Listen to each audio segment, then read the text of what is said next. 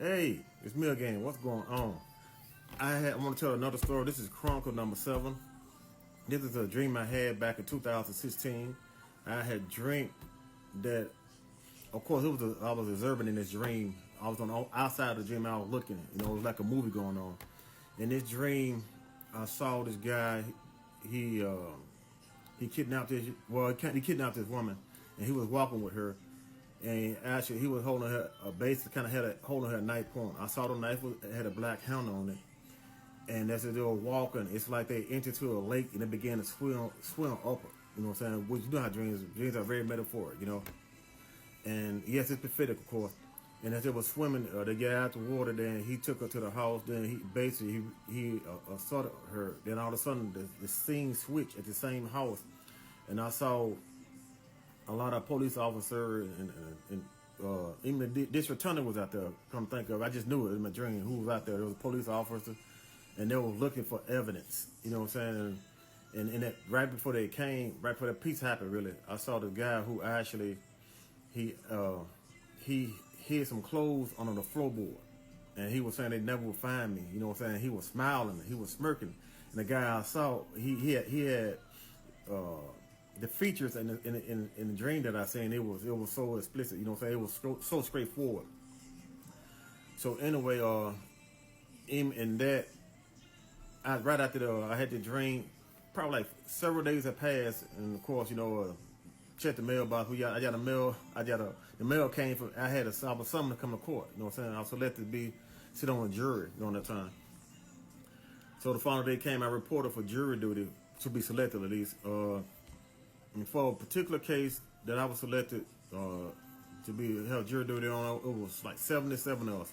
Out of the 77, of course, I was chosen as one of the jurors. You know what I'm saying? So altogether it was really 12, but it was 13. So it was 13 in all jurors that we had. And so I knew what the court case was about in general because I already had a prophetic dream before it happened. So I'm like, wow, what's going on? It was all new to me. This is my first time ever doing jury duty. I'm sorry, my first time ever getting selected to do jury duty. So anyway, I kept going back over replaying the dream back and forth because I knew this had everything to do. This case I'm on right now, what I'm saying, in real life that I'm sitting on, it had everything to do with the dream I had. You know what I'm saying? Of course, even in that, you know what I'm saying? I just knew what happened. So I got that interview. They selected me, and then it was all 12 of us sitting down. Then we literally started the case. And then the judge began to tell us, inform us what this case is really about. You know what I'm saying? But it wasn't.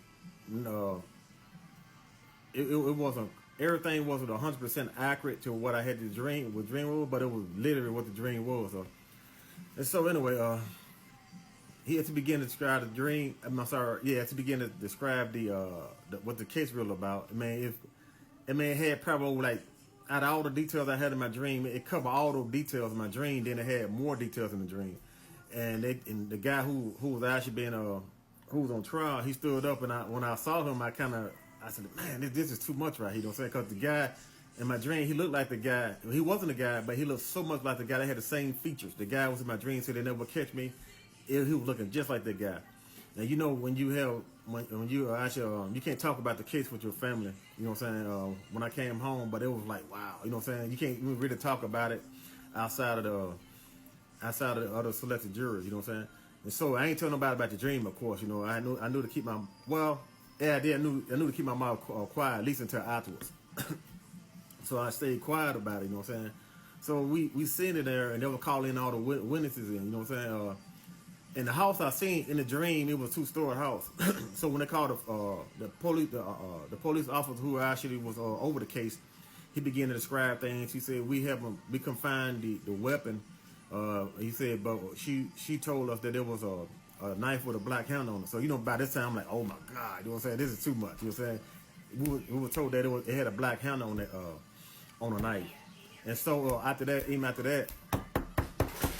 that, what happened was in this case right here.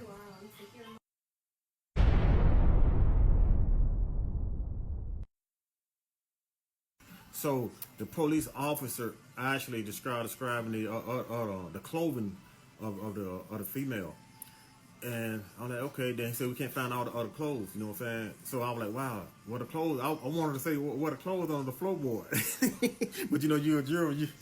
You can't be talking out loud. You can't. I couldn't even say nothing. But all this was going on during the time what he was saying. That means all these is evidence. Then I said, well, I mean, they put the house on a projector. The house they put on. I said, well, the house I saw had stairs in it. And when they put the house on there, these houses they didn't appear to have stairs in it. Then he slid it over some more. Then he said, as you can see, there was in the downstairs area. I'm like, wow, man, this is too much now. So can you imagine?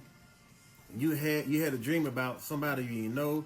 You had a dream about something that took place that you knew about before you went on. That was all God. And I'm like, okay, so I'm trying to get ahead. I'm thinking that reason why I know I had the dream because the Lord actually want this individual to be convicted. You know what I'm saying? To be found guilty. And I could be the juror who had to speak on this case. But that wasn't really the case because as the case continued to go on.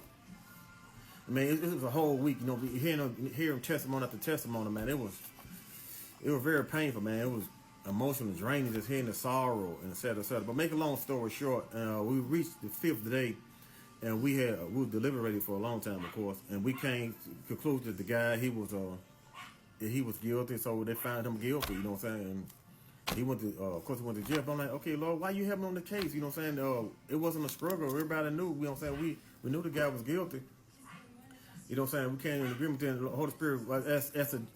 After they found him guilty, the judge and the district attorney, the prosecutor came in the back along with the defendant lawyer, and they began to tell us what basically what happened. You know what I'm saying? Hey, he was sentenced for so many years, of course, and this happened. This is not the first time he did this particular thing, but it never could catch him. It never could catch him. He was always get away. So this was like the 4th victim he had. And because even in the dream, he said, they never catch me because he was so used to doing it. So they was describing to him. I said, okay. And as I was sitting there, they were telling through the Holy Spirit, he spoke to me. He said, ask the prosecutor, you know what I'm saying, can you actually speak with her once she finished briefing everybody what happened? And so I did just that. And I did just that. I told her, I asked her, can I speak with her? She said, sure. Then after that, they dismissed all of who was able to go home. But she stayed back. Of course, I stayed back, and I began to tell her, I didn't know what I was going to tell her. You know what I'm saying? I didn't know how I was going to put it. You know what I'm saying? I didn't know what the Holy Spirit was going to say. I was excited. I want to hear too. You know what I'm saying? So I was just excited. And I said, well, you know me as a jury, now my such and such. They said, you don't know my name. They said, but I said, that's irrelevant. But I told her that, because when I was prophesying, I was speaking, and it was like down. It was coming to me. And I was saying, the Lord said he heard your cry when you were praying concerning this case right here. And he know you were tired and you were wondering. You asked him the question: am I in the right field? Am I in the right job? You know what I'm saying? As soon as I said that, she started crying. She said, "You just don't know. You just don't know. You just don't know." That's exactly what I said to my husband just the other night. I said, you know what I'm saying? And she said, "Can I hug her?" I said, "Sure, you can hug me." Then I hug her. Then I said, "But even when you were praying concerning the case, I'm one of the jurors that the Lord had selected to be on the case. You know what I'm saying? Just to bring you this word. I would think that Lord sending me there actually to make sure that God be found, you know what I'm saying, guilty. Because I had just dreaming, but it had nothing to do with that. It was more so because of her, because of her tiredness. You know, you'll be amazed how God will use individuals. You know what I'm saying? He'll interrupt somebody else's life just to prove himself to you. I know nothing about this lady.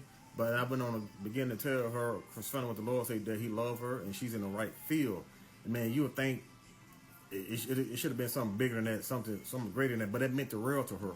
You know what I'm saying? I don't know what her and her husband were going through in the area. I don't know what she wanted to give up or quit. But when she heard that, it was like, wow.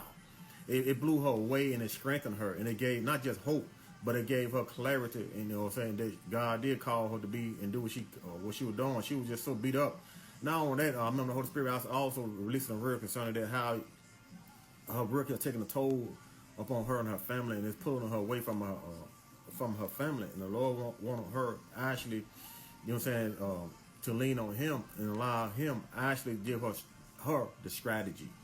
You know, because discerning even now, she was using an old method, an old way of doing things that she knew of. And what it was, God had He had a strategy inside of her. He had a method inside of her for her actually to do her job. You know what I'm saying? Instead of going things that she learned in school, it was a new method God wanted to bring into her life. And definitely, understanding what the new look like. Sometimes we don't know what the new look like, but we just step out on faith. And now I believe the Lord was doing even an hour to help her to embrace the new.